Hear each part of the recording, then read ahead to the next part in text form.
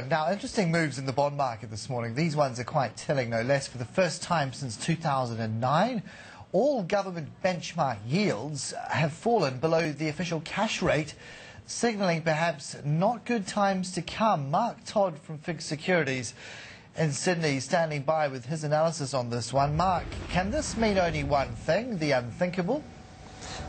In terms of that we're going to get a lower cash rate, you mean the unthinkable? Well, could it mean the bond market's pricing in indeed what is being priced in the US by bond markets? That is recession. No, no, we're not seeing that. I think what we're seeing is the outcome of the debt ceiling means that there's going to be that short covering rally at the moment, and I talked to some of these institutional investors, and a lot of sit on the sideline. The market's very thin, and you know, crazy's been constantly used this morning, so I think we're just seeing a rally from short covering people, and you know, they're reluctant buyers, but I don't think they're not being predictive, is the way I'd look at it. I think they still think they'll watch the RBA. They don't think we're going to head for a recession, but they think they need to cover their shorts. All right, so how long typically to flush those out of the system, get back to some kind of equilibrium?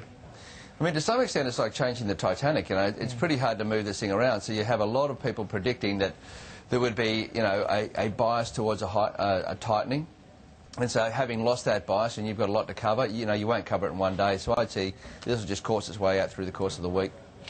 You know, expectations then from where those investors see the next move on rates, hearing one call that indeed November could be the month in question. Does it really affect their investment intentions to push it out to that extent?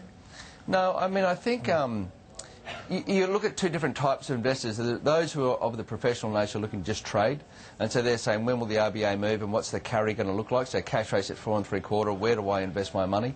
And so I'm looking to take a trading position around a 4 3/4 move that might change in November. And then there are those who are just, you know, at the moment trying to look for safe haven assets.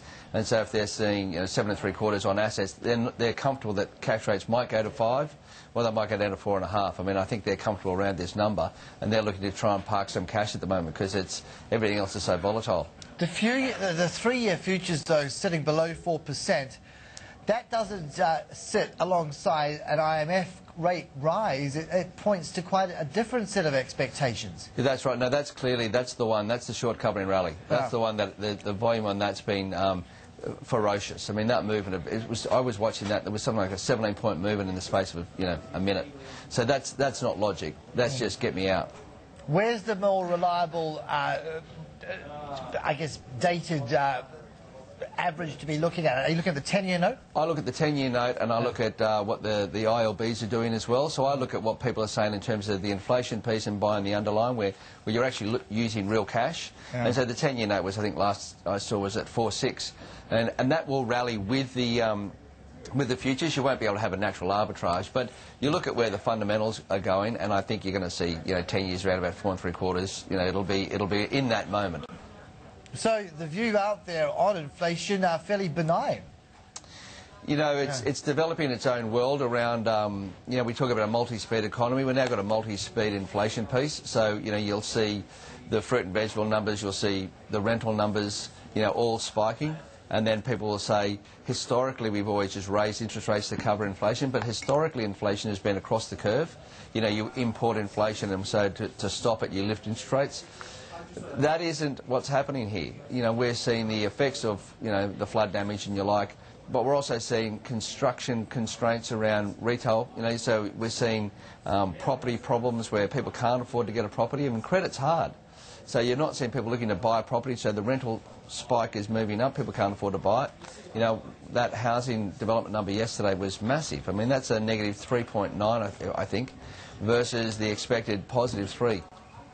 They're big numbers. They are big numbers. There's no sight on the horizon either, of any reversal, of course. I think we're in, you know, this is probably one of the bigger dead cat bounces you're going to see for a while. I mean, we're not going to see any uplift. We see the consumer continuing to be more conservative, continue to buy long-dated debt instruments. You know, at the moment, our business is really active with a lot of people just calling through saying that it's a traditional response. I want to be out of the equities. I want some certainty. Tell me about the term deposit rates for, you know, 3, 4 and 5 years. Give me some bond yields. I mean, this is a structural change. This is not cyclical. This is permanent. You know, the ageing population is saying, I can't trade out of this at the moment. Are they expressing any appetite in US Treasuries? No, that's not happening. I mean, I think the consequence of the behaviour of the US politicians, everyone was focused on the outcome. They weren't focused on the process, and this process post the outcome has made them very nervous. You know, they held the government to ransom. That's not a good way to conduct yourself. It was just really interesting overnight, though. Argentinian and New Zealand investors anecdotally snapping up Uncle Sam's bonds, driving those 10-year yields there to lowest levels since November. So there's been activity from down under. There has been, but we're not seeing that, and I don't anticipate seeing that. I think that's more headline news. I don't really believe that the local investor is going to say, what I really need to do is buy US Treasuries right now, because I think there'll be a lot of Chinese and a lot of Japanese looking to sell those things over time. They don't want to go through that. There's a volatility fatigue that equities have suffered from, and I think Treasuries are going to suffer from, because people are just saying, you know, I need to have more certainty around the performance of the asset. Yeah, well, and who would blame them for that call either? Mark Todd, thank you so much. Take care. Mark Todd from FIIG Securities. Excuse me.